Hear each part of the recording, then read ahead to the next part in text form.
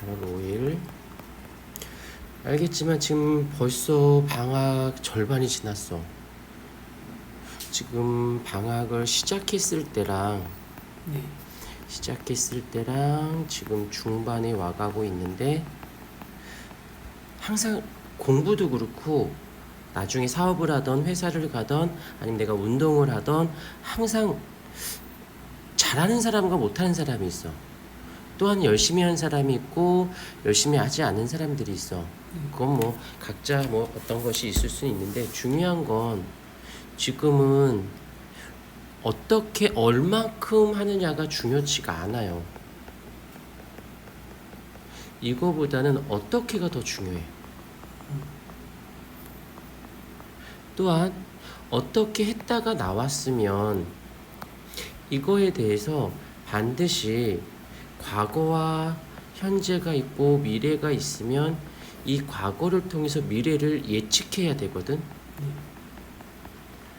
근데 미안해, 기분 나쁘게 들릴 수도 있는데 컨설팅 노트를 나한테 보여주려고 작성한다는 느낌이 난 솔직히 조금 받아. 이건 물론 컨설팅 노트는 보여주기 위해서 조금 더 신경 써야 되는 게 있으면 좀 더 신경 쓰이게 돼. 그건 나쁘다고 볼 수는 없어. 근데 더 중요한 건 어디에다 초점을 맞추냐면, 시험이 이제 얼추 한 달하고 보름 정도 남았지. 시험 때 나에게 보여주는, 이게 이상하게 들릴 수 있고 낯설 수도 있는데 잘 생각해야 되는 게, 이걸 안 해봤기 때문에 어색한 거야. 이게 얼마나 효과가 있을까라고 한다면, 성공하는 사람들 중에서 이런 걸 안 하는 사람들은 별로, 이걸 안 하고도 성공할 수는 있어. 근데 성공을 유지하는 사람, 성공한 사람들은 이런 작업들을 항상 기록을 남기는 거. 그 다음에 성공했다가 어느 사람은 망하기도 하고 어떤 사람은 그걸 유지하기도 해. 망한 사람하고 성공한 사람의 차이는 끊임없는 과거 내 행동 보고 확인하고 예측을 끊임없이 변수들이 생기는 걸 막아내야 되거든. 물론 나도 예전에 잘 되다가 거만해서 행동했던 적도 있어. 물론 많이 반성을 하지만 이게 중요해. 뭐가 중요하냐면, 글 쓸 때, 컨설팅 노트 할 때 해야지 이게 아니라, 쓰면서 시험 기간에 내가 방학 동안 학기 중에 시험 때 내가 얼마큼 무엇을 어떻게 했는지가 나와야, 아, 내가 어디가 좀 빈약하네, 어디를 좀 더 해야 되네, 이걸 한다고 했는데 말처럼 쉽지가 않네, 이걸 보고 얘기를 해야 되는데, 지금 컨설팅 노트를 내가 계속 보고 있는데 과연 이게 되게 잘하고 있어. 못한다는 소리가 하는 게 아니야. 못한다 그러면 내가 야 다시 어떻게 해야 돼? 라고 얘기를 해주는데, 어느 정도 일정한 궤도까지는 올라온 건 맞아. 예전에 비해 초반에 비해서 굉장히 잘 올라오고 있는 건 맞는데, 슬슬 살짝 봐봐. 이제 초반에 비해서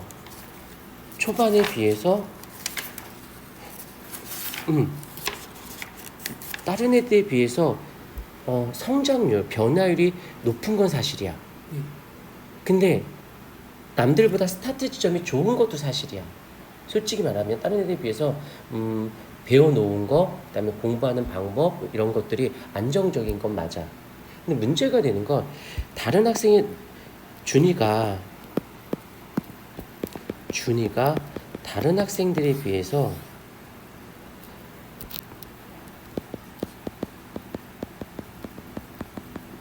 여기서 스타트를 끊을 때 준이는 좀 더 높은 상태인 건 충분히 좋은 점이야.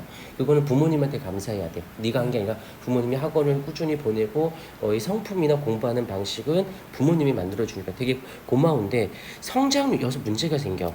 너가 성장을 해야 돼요.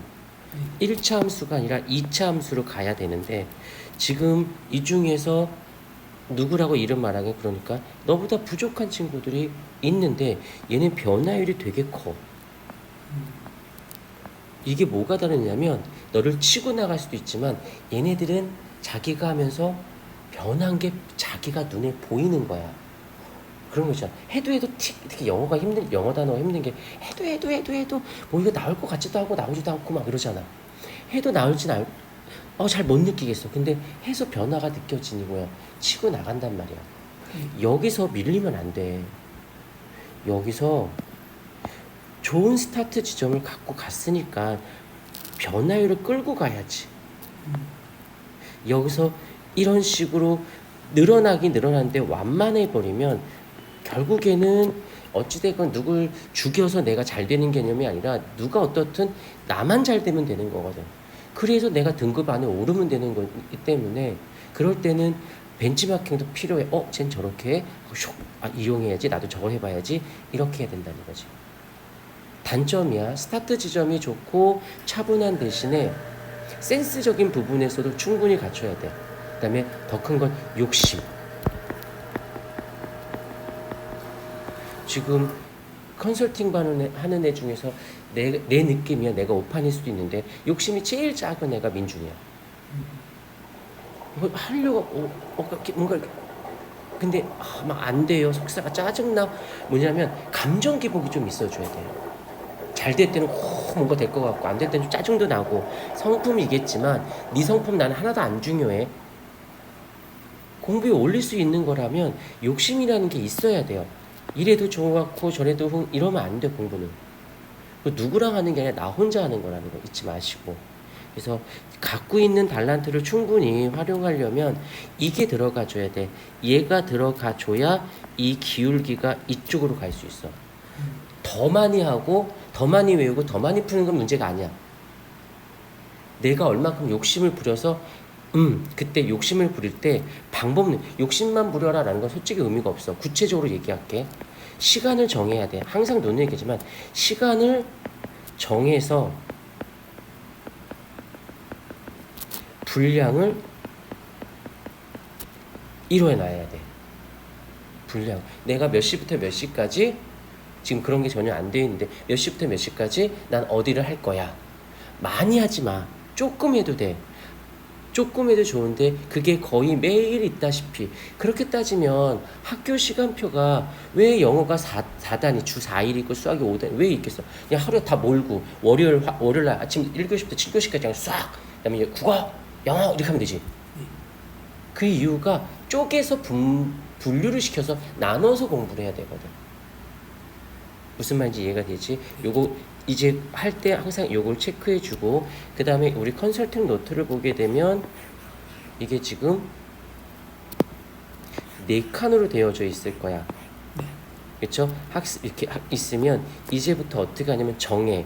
무엇을 정하냐면 아무거나 예를 들어서 여기는 국어 쓰는 곳, 이쪽은 수학 쓰는 곳, 여기는 영어 쓰는 곳, 여기는 탐구라고 해서 사탐이나 과탐 하는 거 칸을 정해.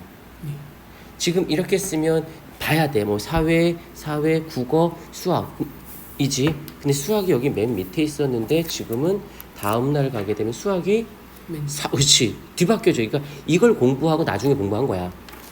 이걸 뭐 하고 이걸 한 거고. 이제부터는 어떻게 하냐면 구역을 지정을 해요.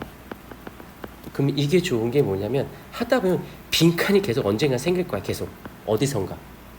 그럼 여기서는 그냥 공부했다가 된 거고 여기서는 어느 과목을 했다가 나오는 거야.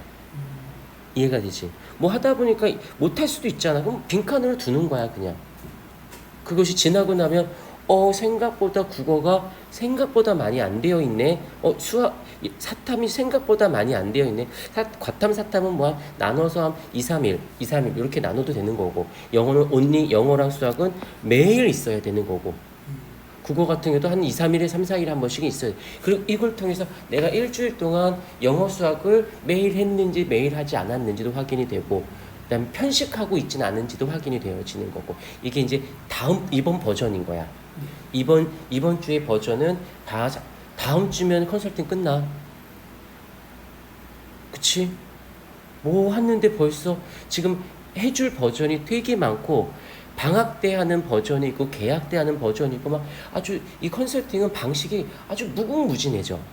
그래서 거기서 많은 것보다 하나만 정확히 해서 이번 주에는 난 요거, 이번 주는 그래서 이번 주는 다른 거 말고 이번 주는 요거 시간과 분량 정하는 거, 구역 나누는 거 이것만 해도 내가 분량이 나오고 내가 하루의 공부량이 정해지는 거야.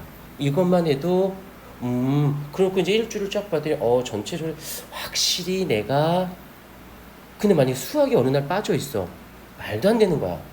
그 쓰려고 봤더니 수학을 내가 안 했네. 빈칸이 쳐져 있으니까. 그러면 인강이라도 단 30분이라도 해야지. 메꿔놔야지. 메꾸는 것도 되게 중요해. 대신 글씨 좀 차분하게 무슨 말인지 알겠습니까?